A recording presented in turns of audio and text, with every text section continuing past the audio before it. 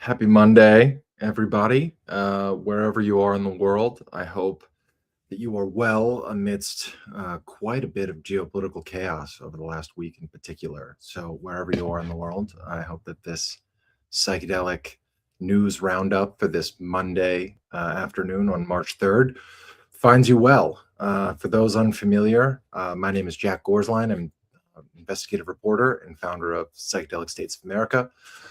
I am here hosting solo for the very first time ever. Last Monday, I was joined by Psychedelics Today founder Joe Moore, a good friend of PSA, and a frequent collaborator and a legend in his own right, to talk a little bit about some of the recent news across the psychedelic industry. So, in an effort to keep the momentum rolling, I am here hosting solo for about a half hour on this good Monday afternoon. I'm live from Washington, D.C., where, believe it or not, despite it supposedly being closer to spring, it is snowing outside. So we've got a lot of really interesting topics to cover today, some policy updates out of Maryland, South Dakota, potentially out of Massachusetts, as well as some sobering news from the state of New York, as well as some federal updates, some interesting comments from one RFK Jr., HHS secretary here in Washington while on Joe Rogan's podcast over the weekend, as well as the appointment of a very psychedelic-friendly new director of the National Science Foundation with ties to both crypto and the surveillance state at large. And then lastly, we'll dig into two stories you might have missed last week. A U.S. Navy civilian employee in Japan was indicted on drug trafficking charges related to possession and distribution of psilocybin and psilocin, as well as a pretty bizarre story out of Greece, actually. The ex-finance minister, who randomly enough has ties to the gaming industry here in the United States, was indicted on drug charges after admitting that he used ecstasy once. I'm not kidding, 40 years ago. So we'll dig in a little bit to the geopolitical implications there and some of the background into, Greek politics and what's going on. So first and foremost, in the great state of Maryland, just north of where I am in DC, a task force extension bill was unanimously voted to advance further through the state legislature by the Maryland Senate last week. Unanimously, obviously, is very exciting. I alluded to last week when I was live streaming with Joe that there is a bit of controversy from grassroots advocates across the state who feel particularly left out, and we're hoping, with the support of those involved in the task force, to advance some more substantive legislation. So one thing that I find particularly interesting about this task force report that was released last year is the psilocybin delivery guidelines that were outlined as a possible phase 2 or phase 3 of theoretical legalization.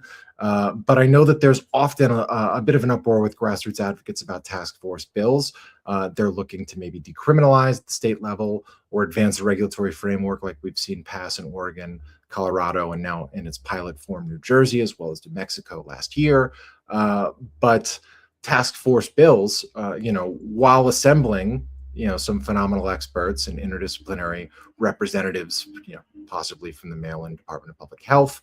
I know that the task force that was put together last year had some really phenomenal minds contribute and even review the report before it was released. I think it's also worth noting that the task force report was released about 6 months late. It was supposed to be released, I believe, at the end of April last year, and instead ended up being released towards the end of 2025. So the uproar over effective and efficient use of taxpayer dollars in today's modern political landscape, regardless of which state you're in, people are very concerned as to where their tax dollars are going. And one could argue, and I know that many an advocate in Maryland has argued of late, that a task force bill does little more than put the burden on taxpayers to drum up ideas that seemingly were already drummed up last year. So we'll definitely see what the task force extension bill ends up, whether it ends up advancing further. I think it's worth noting that Governor Wes Moore of Maryland actually recently filed to run for re-election There had been speculation he might be a 2028 Democratic presidential primary candidate, but it looks like he's hunkered down as the governor of Maryland, which might provide some incentive, as we've seen major cities in Maryland like Baltimore pretty sharply address crime issues. Crime has dropped substantially in the city of Baltimore over the last 5 years in particular. And I think we could see somebody like Wes Moore take a real stab at, pun not intended, some really progressive drug policy reform efforts at the state level in the near or distant future. Time will certainly tell. We alluded to this last week as well, but South Dakota has its first piece of psychedelic legislation that's been brought forward in that state, and it is a particularly Compass Pathways friendly trigger bill, as it's known colloquially. So, for those who might not know, a trigger bill, as I refer to it, is a bill that denotes one or more, to be approved in the future, or Schedule One substances that might be approved as FDA, approved medicines, to be legalized and able to prescribe by doctors in that state upon approval of that medicine, or drug by the FDA. And notably, South Dakota, this particular bill makes note of only one future FDA-approved medicine, that being crystal polymorph psilocybin, which is the synthetic psilocybin compound that Compass Pathways has patented, also known as COMP360 in the drug development world. And is likely to be approved by the FDA either by the end of this year or the beginning of Q1 2027. So definitely would recommend listening to a recent interview hosted by Jake Slomowitz, who runs Psychedelic Vantage and hosts the Psychedelic Vantage podcast. Recently highlighted this in Psychedelic States of America's newsletter over the weekend. But Jake sat down with some of the minds behind Atai Life Sciences, which is a major stakeholder in Compass Pathways. And I think, as somebody who is not as familiar with the drug development arm of this movement, I will defer to Jake and other experts. Can't recommend Psychedelic Alpha and Josh Hardman enough, as well as a go-to source on this front. But I am very curious to see what happens at the state level as far as Compass Pathways related bills moving their way through the legislature with that very specific crystal polymorph psilocybin compound language included. I know that a similar bill was shot down in Virginia last year that's since been refiled as the Breakthrough Therapies Act, which I believe was drafted with some input and consideration and collaboration with Reason for Hope, which has been a big backer of those kinds of bills, breakthrough therapies, future FDA-approved medicines, kind of getting ahead of the curve and trying to file legislation with the future in mind, which certainly has its merits on paper, but I know that there are many an advocacy organization in states like Virginia, as well as in states, like Maryland, again, that are looking to advance more substantive legislation in the near future. And another thread, speaking of East Coast states with a penchant for psychedelic policy progress, Massachusetts had a couple of really major public events last week. In particular, at the Museum of Science, there was a history of iboga panel and presentation, sponsored in part by the folks at Americans for Ibogaine, and featuring Brian Hubbard, CEO of Americans for Ibogaine, as well as Jonathan Dickinson, who I believe works over at MBO Life Sciences, and a number of other impressive industry thought leaders, if you will. And within just 48 hours, notably, a Massachusetts for Ibogaine Instagram account had cropped up. Now, I've done some pretty extensive coverage of psychedelic policy in Massachusetts and across New England in particular. It's where I got my start covering psychedelic politics in Massachusetts in particular about 2 years ago. There's been a bevy of bills filed in the Commonwealth last year, and two in particular appear more poised to advance than others. Both are pilot program focused bills. One includes some research money for a study on decriminalization across the state, and is in particular psilocybin specific, and the other just uses the blanket term psychedelics.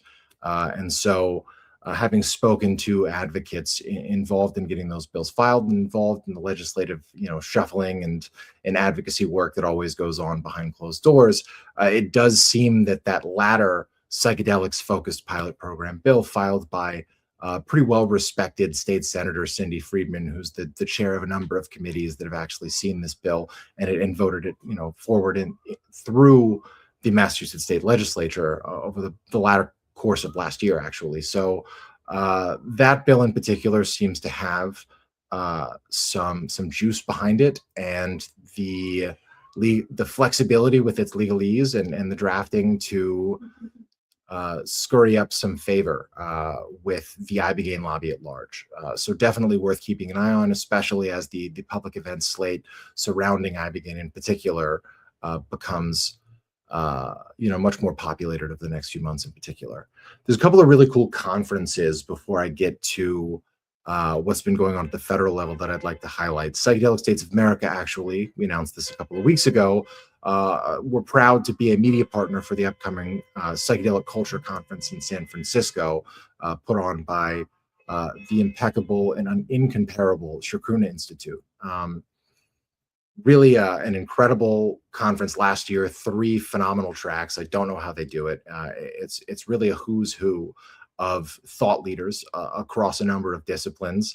I'm really looking forward to attending this year, and it happens to fall on Bicycle Day weekend. So I am sure that it will be a phenomenal weekend of after parties. And I can't say too much just yet before we finalize all of the details, but stay tuned for a very cool Psychedelic States of America promoted event in particular if you're attending the conference on Friday, April 17th.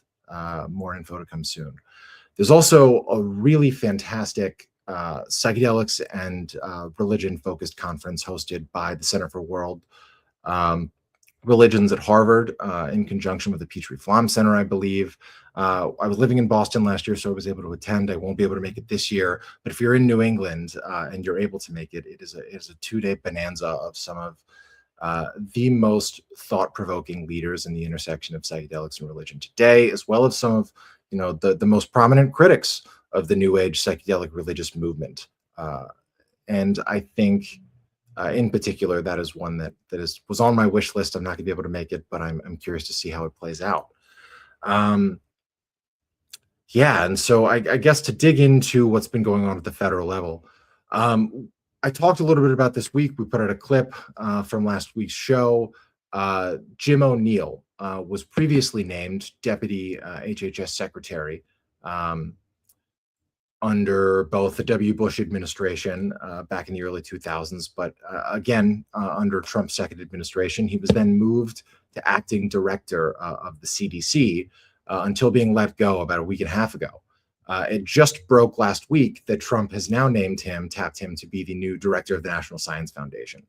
I would really highly recommend checking out More Perfect Union's coverage of Jim O'Neill's background.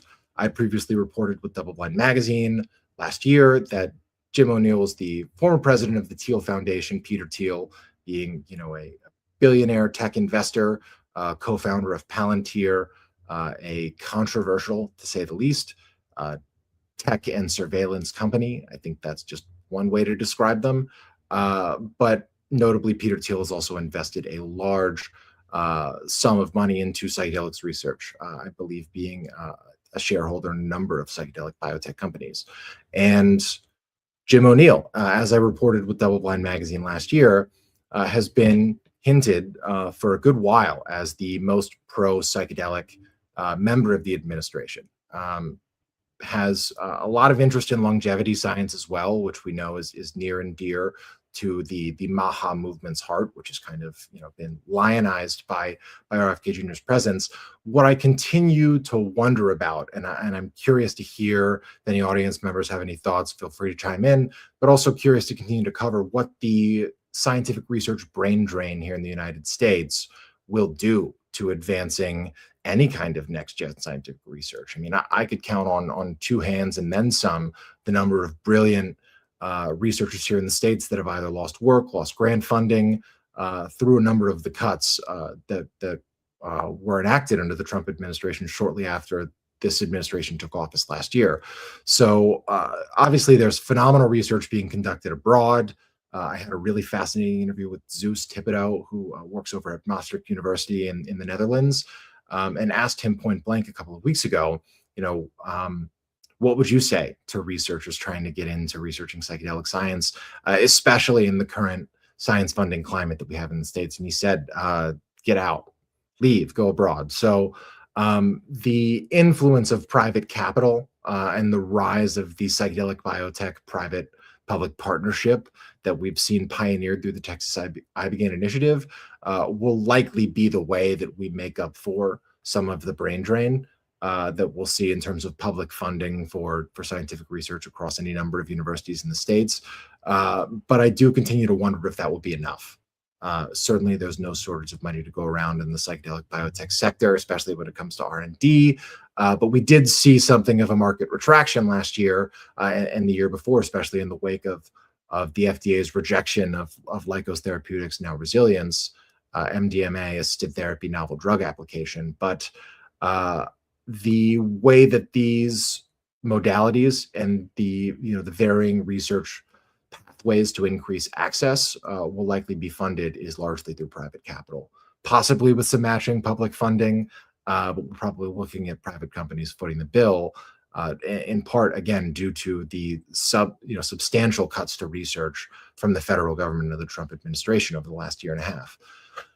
So, speaking of RFK Jr., as was reported by Marijuana Moment and Kyle Yeager, who I can't recommend enough reading if you're looking to read anything about the latest psychedelic policy developments, Marijuana Moment should be the number one place that you're looking to for breaking news.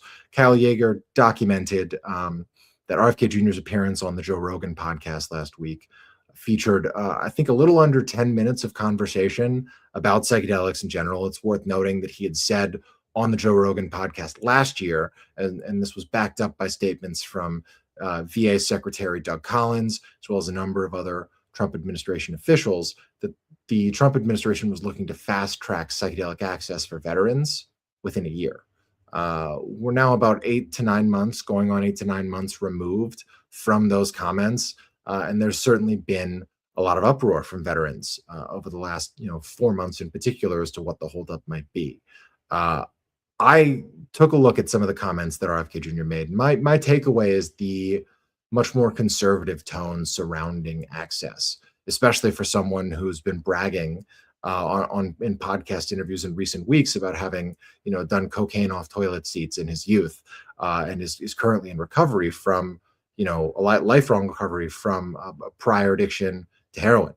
So the rhetoric that the Trump administration has enacted, especially RFK Jr. in regards to drug policy, they has been at odds with, I think, what many of the drug libertarians that have been particularly hopeful as far as what reform might look like had hoped for. I'm not sure where we go from here, other than to keep an eye on where some of the bills that have been filed in Congress might go. I've previously noted that the Freedom to Heal Act is effectively dead in Congress after revealing that the Senate Veteran Affairs Committee is no longer in support of the bill moving forward. I think that there's definitely room for advancement of Catherine Tucker and Shane Pennington's petition for Dr. Sunil Agarwal's efforts to reschedule psilocybin from Schedule 1 to Schedule 2. Lord knows this administration needs some distractions. We've gone to war in Iran effectively to distract from many of the other scandals that they're facing. And I wouldn't be surprised personally if advancing a Schedule 2 rescheduling effort, or at least placing some light pressure on the affiliated organizations in charge of those decisions, might be had in the not so distant future. I don't have any solid sources on that. That is pure speculation on my part. But I certainly didn't think that some of the sweeping moves to distract the American public from scandal that this administration has seemed to enact over the last 6 months in particular would be moves that they made in response to the scandals that they've generated. So I think anything goes. And that is both terrifying and maybe a little bit hopeful in some ways, especially if it means enacting psychedelic policy reform at the federal level. What else? I did not get a chance to watch Casey Means, who is, I believe, either officially U.S. Surgeon General or U.S. Surgeon General to be, her confirmation hearing. I caught some of the clips, of course, and I have done a little bit of reading into her very well-selling debut book about her perspective on wellness, um, and her medical background, and it seems certainly worth scrutiny. And I also think, in line with, as I mentioned just a bit ago, RFK Jr.'s far more conservative comments on what psychedelic access under this administration or any future administration might look like, comparative to the way that he's spoken about it before. Casey Means, who has touted, taking magic mushrooms as one of the most important decisions of her life, when pressed by, I believe it was Senator Susan Collins of Maine, about her use of magic mushrooms and the potential public health dangers that their use might pose. Um, Means took a much more conservative rhetoric, again, saying that she wouldn't recommend that everyone used psychedelics or psilocybin, and that she would definitely like to see more research. Um, and then lastly, when it comes to federal policy, something that caught my eye, there were two really fantastic psychedelic conferences down in New Orleans last weekend, both the Psychedelic Drug and Development Conference, which has previously been hosted in Boston and I believe in San Diego, as well as the International Summit on Psychedelic Research. Apologies if I'm butchering that name.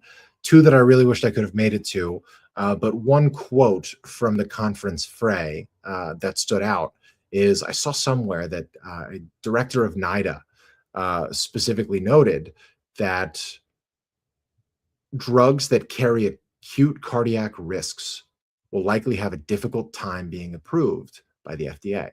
Now, anyone who knows anything about ibogaine knows that there are some acute cardiac risks with ibogaine use. Now, there's obviously a massive, well, maybe not obviously, if you aren't aware, Gilgamesh Pharmaceuticals, one of the leading psychedelic biotech companies today, sold their basically entire analog ibogaine suite of research, as well as one of their most prominent patented formulas, to international pharmaceutical giant AbbVie Pharmaceutical last year, I believe, for a cool $1.2 billion, as well as some other stock, cash incentives, all of the things.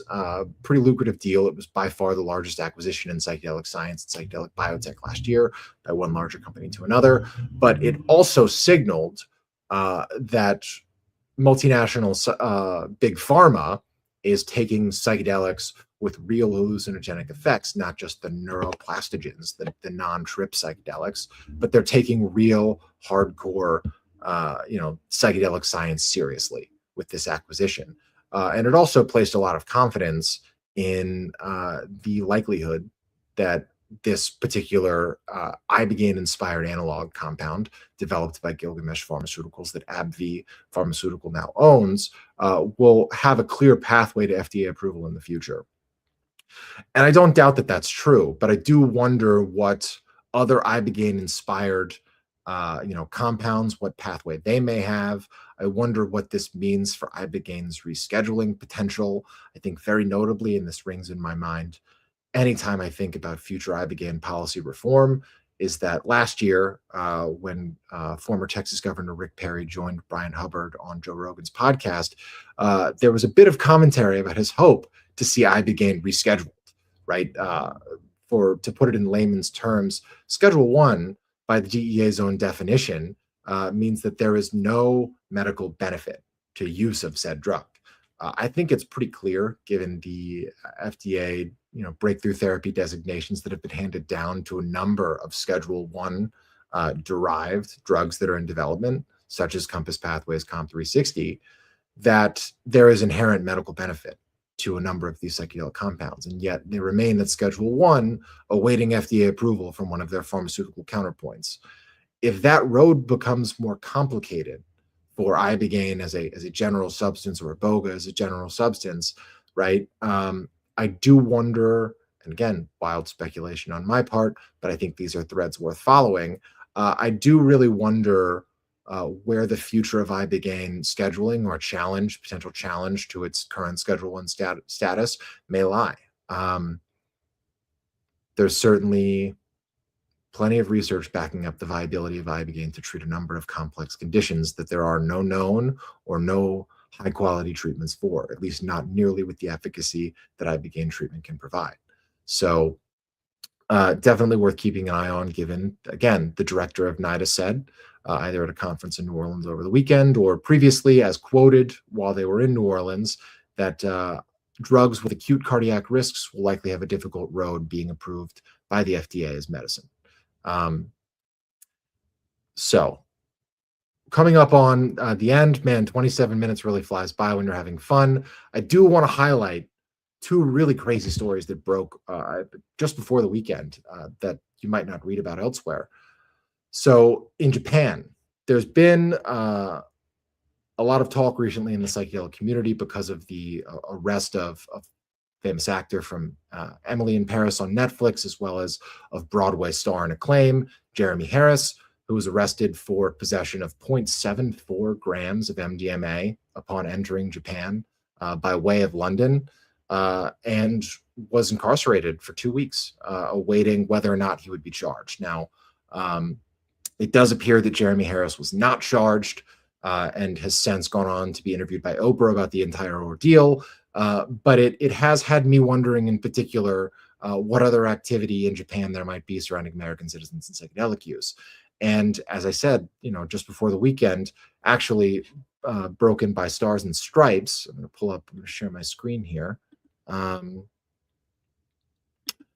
U.S. Navy civilian, I believe he was working as let's see, I believe he was working in aircraft repair, from my understanding, but was indicted last Tuesday on charges of smuggling psychedelic drugs into Japan by mail.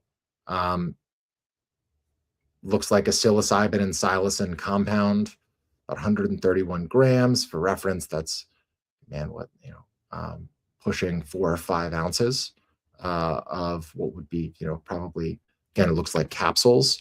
Japan really doesn't play around with this stuff. They really do not.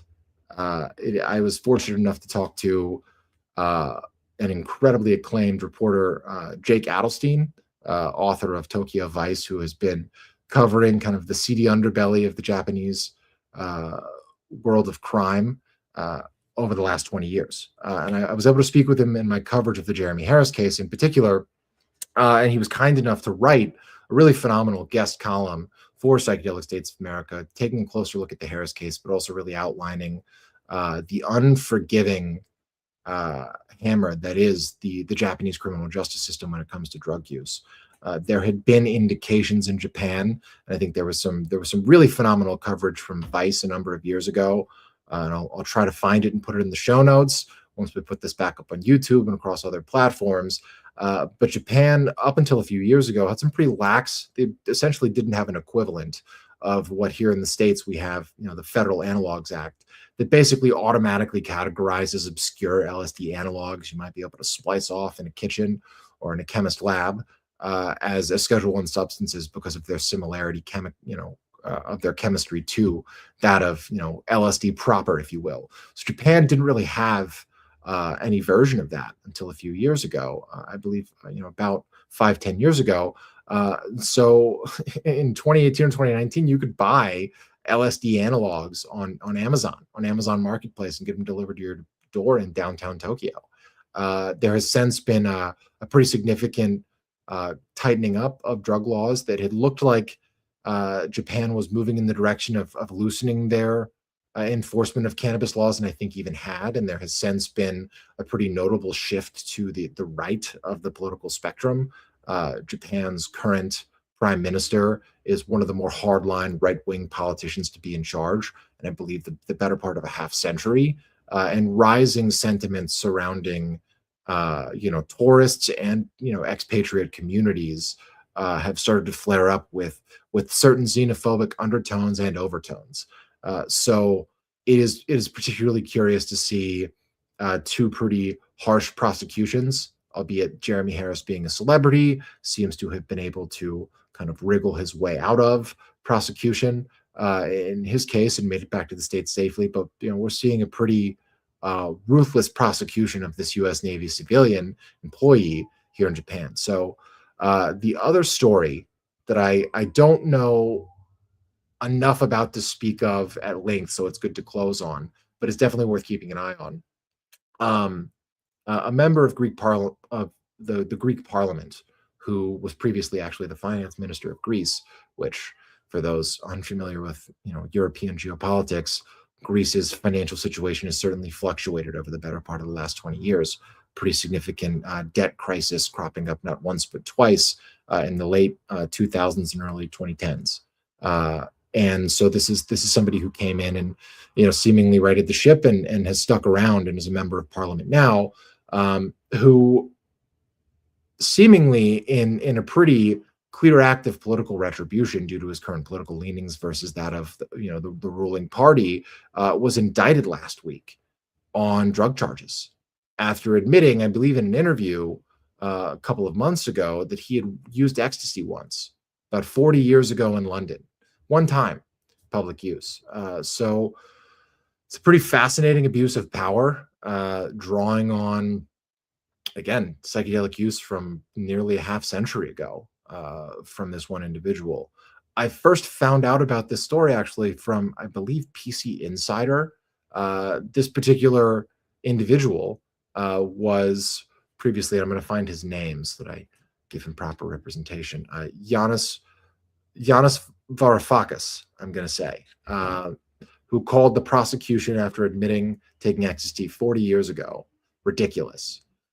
He is notably left-wing in a political climate in Greece that is having its own right-leaning renaissance, if you will, and I believe has been a pretty outspoken supporter of providing refuge to war refugees from across the region. Is also, from my understanding, from the Middle East in particular, which, noble as it is, has welcomed some significant political backlash against him.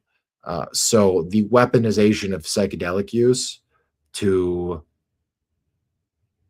politically prosecute one's enemies is fascinating, but not necessarily unsurprising.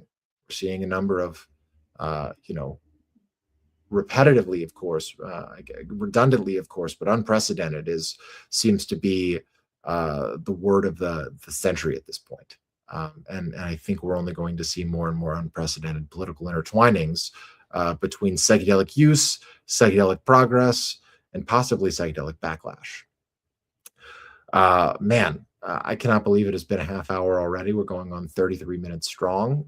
We've got 56 people tuning in live. I so appreciate you taking a half hour of your time with me on this Monday afternoon. I'm going to get out of here for now.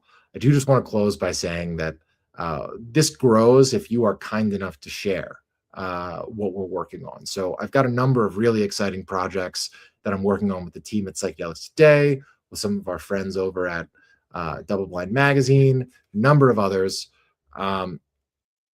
This only really works, this independent psychedelic journalism game, if we have your direct support. So as you can see at the bottom, really would encourage you to subscribe and donate to Psychedelic States of America. We're a nonprofit sponsored independent news organization, psychedelicamericas.org. If every person tuning in live today donated 10 or 20 bucks, you'd help us cover our digital infrastructure cost for at least 3 to 6 months, depending on your generosity. So really cannot thank you enough for tuning in. But the next step, as we continue to build out some really exciting collaborative partnerships across the psychedelic media ecosystem, is to have a direct stake in supporting whatever comes next. With that, I will let you all go, 59 strong and counting. My name is Jack Gorsline. This has been the Psychedelic States of America Monday News Hour, and we will see you later this week.